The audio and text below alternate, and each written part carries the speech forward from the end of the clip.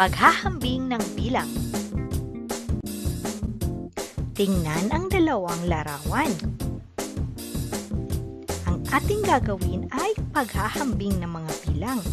Ilan ang bilang ng mansanas? Teacher, 5 po. Tama.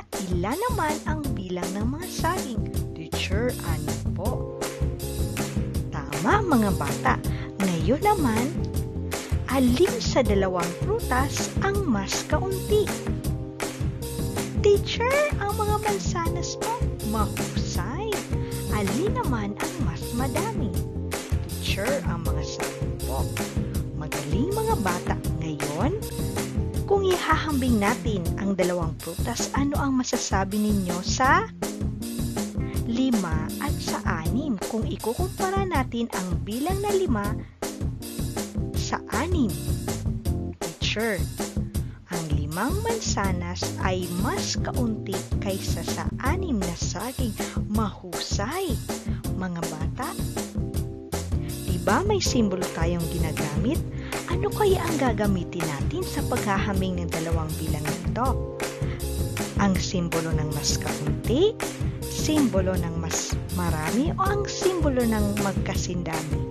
Teacher, ang simbolo po ng mas kaunti o ang less than.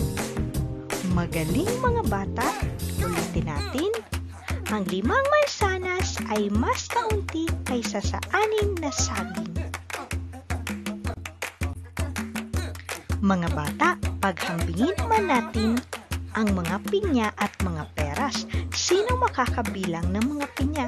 Teacher, 1, 2, 3, 4, 5, 6, 7, 8. Tama, meron tayong 8 mga pinya. Ilan naman, mga bata, ang peras? Teacher, 1, 2, 3, 4, 5, 6. Mahusay. Ngayon naman, paghahambingin natin ang dalawang prutas. Ang dalawang bilang ay 8 at 6. Mga bata, alin ang mas marami sa dalawa? Ang bilang na 8 o ang bilang na 6? Teacher, 8 po. Tama. Alin naman ang mas kaunti? Teacher, 6 po. Mahusay. Ngayon, ano ang masasabi ninyo sa dalawang bilang kung ikukumpara natin ito sa isa't isa? Ikumpara o ihambing ang 8 sa bilang na 6. Teacher, ang 8 pinya ay mas marami kaysa sa 6 na peras. Mahusay.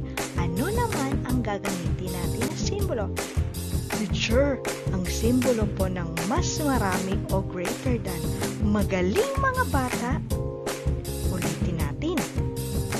Ang 8 na pinya ay mas marami kaysa sa 6 na peras. Pagmasdan ang dalawang pangkat ng prutas. Ano ang makikita natin sa unang pangkat? Teacher, mga mangga po. Tama. Ano naman ang makikita natin sa pangalawang pangkat? Teacher, mga bayabas po. Mahusay. Ngayon, mga bata, ilan ang bilang ng mga mangga? Teacher, 10 po. Tama. Ilan naman ang bilang ng mga bayabas? Teacher, 10 din po.